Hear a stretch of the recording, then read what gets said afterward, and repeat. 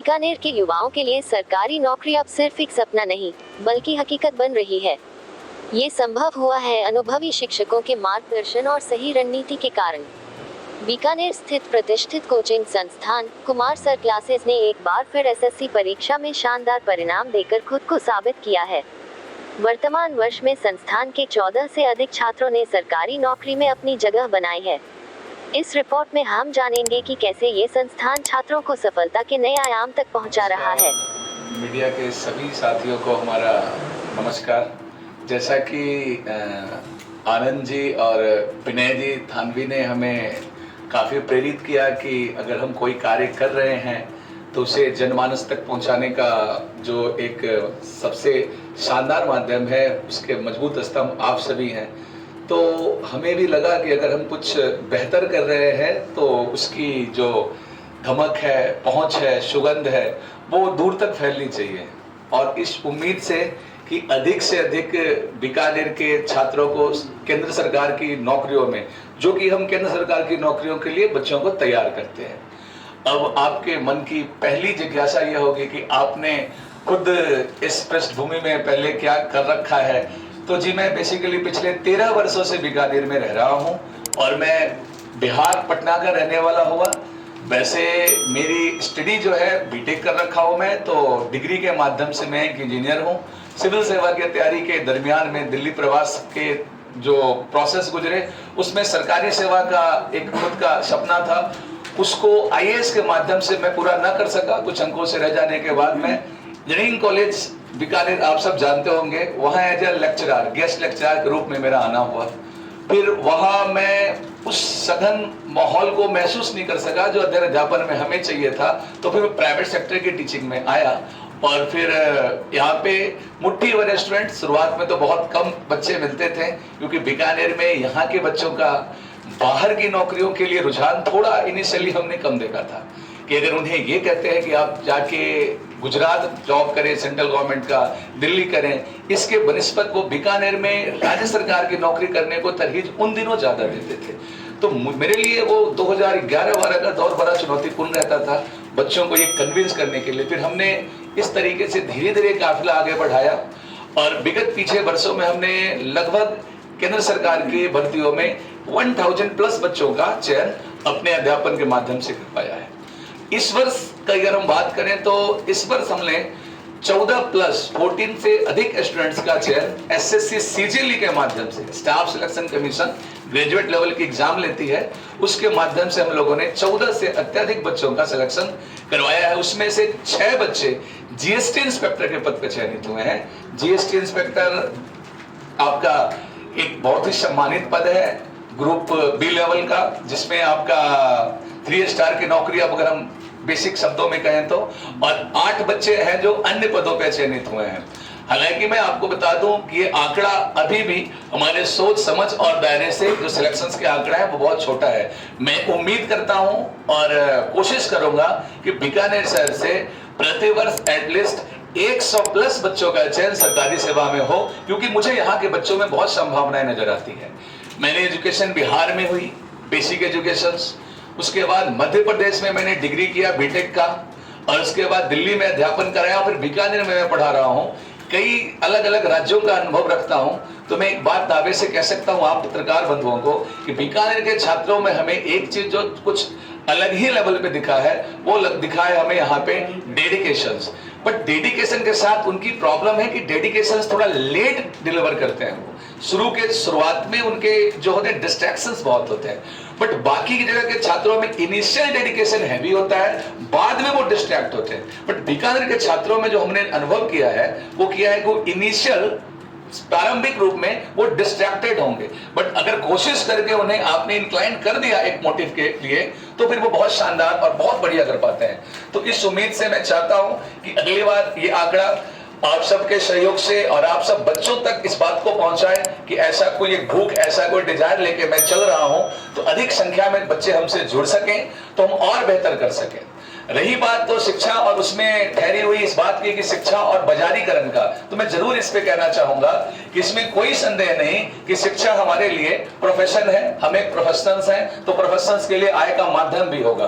परंतु मैं आज पूरे पुरजोर तरीके से इस बात को कहना चाहूंगा कि शिक्षा व्यवसाय का एकमात्र माध्यम नहीं है और व्यवसाय का माध्यम शिक्षा नहीं है। शिक्षा और व्यवसाय अगर एक दूसरे से गठबंधन करेंगे तो कहीं ना कहीं हमें इस बात का ध्यान रखना होगा कि शिक्षा की गुणवत्ता और संस्कार प्रभावित ना हो और व्यापार की जो अपनी जो शैली है वो भी आपका बहुत आड़े हाथ होना है। तो मैं बहुत न्यूनतम और मिनिमम शुल्क के अंदर पूरे साल का अच्छा एक फाउंडेशन प्रोग्राम के तहत बच्चों को और कंप्लीट सेंट्रल गवर्नमेंट की तैयारी के लिए दिशा निर्देशित करने के लिए प्रतिबद्ध हूं। और इसमें से कुछ बच्चे जो आपको दिखाई दे रहे होंगे मैं इंट्रोड्यूस करा दूं। तो ये प्रियंका स्वामी है, जीएसटी इंस्पेक्टर पद पे इस बार चयनित हुए हैं। और ये है पूर्वी तनेजा। ये ऐसे 7 मिनट में पेरेंट्स आएंगे हमारे पास। जो बच्चा जीएसटी इंस्पेक्टर पद पे सिलेक्ट हुआ है उससे मैंने 1 भी रुपए फीस नहीं ली थी, बिना किसी शुल्क के उनको प्रिपरेशन करवाया है। बच्चा अभी मेडिकल दे रहा है जोधपुर में, ज्वाइनिंग का प्रोसेस शुरू हो चुका है। पॉसिबली उसके माता पिता 10 से 5 मिनट में आ जाएंगे तो हमारे लिए इस बात को संबल और बल मिलेगा कि आप मुझे तो मिठाई खिला दो, पहले तो 4-5 बच्चों का स्पॉन्सर कर दो फीस। अब 1 महीने के सर उनकी जीएसटी इंस्पेक्टर की सैलरी तकरीबन अभी 80-85 हजार रुपए होना चाहिए 7 CPC के अकॉर्डिंग। तो मैं कहता हूं कि उसमें हमारे लगभग 3 बच्चों का फीस आ जाएगा 1 महीने के सैलरी से। आप अपने गली मोहल्ले, मैं तो कहता हूं परिवार, मैं तो कहता हूं समाज, जहां से मिले 3 मेधावी बच्चे उनको 1 महीने के फीस स्पॉन्सर करके पढ़ा दो, इससे अच्छा कुछ नहीं हो सकता। बहुत सी बात है, अगर ऐसा करती है प्रियंका तो। बीकानेर में हम लोग आए थे 2011 में, ठीक है ना, जब इनका सिलेक्शन हुआ था विदेश मंत्रालय में। लेकिन हम लोगों को यहाँ विदेश मंत्रालय से छोड़ के यहाँ रहना बहुत मुश्किल था। सर को था कि एक मैं नौकरी करके ना रहूँ। मैं चाहता हूँ कि बीकानेर में कोई सरकारी नौकरी का कोई ध्यान है नहीं या फिर कोई माहौल नहीं है, तो यहाँ पे ऐसा करते हैं कि ऐसा माहौल बनाते हैं कि कम से कम 2000 बच्चे तो हो जाए सिलेक्शन, ताकि ज़िंदगी में कहीं भी जाऊँ, कहीं भी घूमूँ तो ये पता चले कि इस राज्य में मेरे बच्चे हैं, इस जिला में मेरा बच्चा है। तो मैं वो ज़िंदगी चाहता हूँ, ये नहीं चाहता हूँ कि बस नौकरी कर लूँ और पैसे कमा लूँ और बस रह लूँ। पैसे तो वहाँ भी कमा सकते थे। तो शुरू में तो बहुत मुश्किल था, क्योंकि सर ने मतलब मेरे घर में शादी भी हुई थी, तो इसीलिए कि हाँ सरकारी नौकरी वाले हैं। मेरी अर्धांगिनी है, पहले ये बताना हमारे लिए बहुत जरूरी है। ये बात कंफ्यूज हो रही थी सर, हमारे को कंफ्यूज हो रहा था सर मेरे को। आपको बताना चाहिए था तो मैंने बता दिया। ये कोई रिश्ता था या कैसे आना हुआ बीकानेर आपका? बीकानेर में हम लोग आए थे सर इसी भी कॉलेज में। इंजीनियरिंग कॉलेज बीकानेर में आना हुआ क्योंकि मैं बीटेक हूँ फिर एमटेक भी हूँ, तो गेट स्कॉलर था मैं। मेरी एमटेक चल रही थी MNIT भोपाल से, किसी कारणवश वहाँ मैं कंटिन्यू नहीं रखना चाह रहा था और RTU से मेरी थीसिस होने वाली थी। तो उसी समय एडॉक पे लेक्चरर की भर्ती निकली थी इंजीनियरिंग कॉलेज बीकानेर में। अभी तो वो स्वर्गवासी हैं, हमारे HOD हुआ करते थे संजय प्रकाश रंगा जी। वो कर भी रहा होगा। बीकानेर मेरे कभी भी एजेंडा पे नहीं था कि मैं बीकानेर आगे के टीचिंग कराऊंगा। रेदर देन कि जब हमारे पास ऑप्शन था यहाँ से, मैं MEA विदेश मंत्रालय में सर्व करता था। मैं आखिरी रिजिग्नेशन किया था तो मोदी जी के सेवा में ही लगा हुआ था, PMH के अंदर था, प्रधानमंत्री हाउस के अंदर था।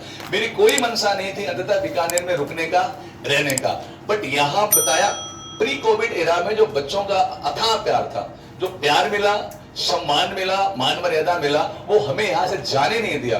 किसी भी स्थिति में आपको नहीं बोलूंगा ये बात है कि बीकानेर मेरा प्लानिंग का हिस्सा था, कतई ये मेरा प्लानिंग का हिस्सा नहीं था। परंतु अब जब मैं 3-4 साल पहले आफ्टर कोविड में सोचा कि मैं बीकानेर से जाता हूं, तो मेरे मन में एक ही ख्याल आया था कि जब हमने इतने सालों तक इस शहर में इतनी बड़ी उम्मीदें जगा दी हैं, तो क्या इसी के लिए रुके थे बीकानेर में? तब ख्याल आया कि नहीं, तब मैंने रिजोल्यूशन लिया है कि एटलीस्ट 3 डिजिट में आपका सेंट्रल गवर्नमेंट में सिलेक्शन कराना है। लगातार 3-4 सालों तक सिंगल डिजिट यानी कि 1 से 9 तक के बेहतरीन रैंक देना है 3-4 सालों में बीकानेर में। उसके बाद बड़े ही शानदार परफॉर्मेंस के साथ विदाई लेंगे। कोई लंबे समय तक मुझे शैक्षणिक कार्य में नहीं लगे रहना है, परंतु एक महान टीम बना के देना है जिसमें मैं सब अपने साथ होना कहता हूँ। इतना ग्रेट टीम प्रिपेयर करते हैं कि मेरे बिना भी काम चले। फाउंडेशन प्रोग्राम बनाते हैं जिसके अकॉर्डिंग होता क्या है कि मैथ्स में स्वयं कराता हूँ। रीजनिंग के लिए हमारे अनिल सर हैं जो ये खुद भी SBI के अंदर बैंकर्स हैं और नौकरी छोड़ दी, अब तो हो गई प्रॉपर रिजिग्नेशन। मैडम है, अब तो डिस्क्लोज कर सकते हैं आपके IB के आइडेंटिटी को। हाँ, ये इंटेलिजेंस ब्यूरो के अंदर ACIO के पद पे कार्यरत थी, इन्होंने नौकरी छोड़ दिया है और अभी हमारे साथ शैक्षणिक कार्यों में जुड़ी हुई हैं। और हमारी धर्मपत्नी एकेडमिक्स मैनेज करती हैं।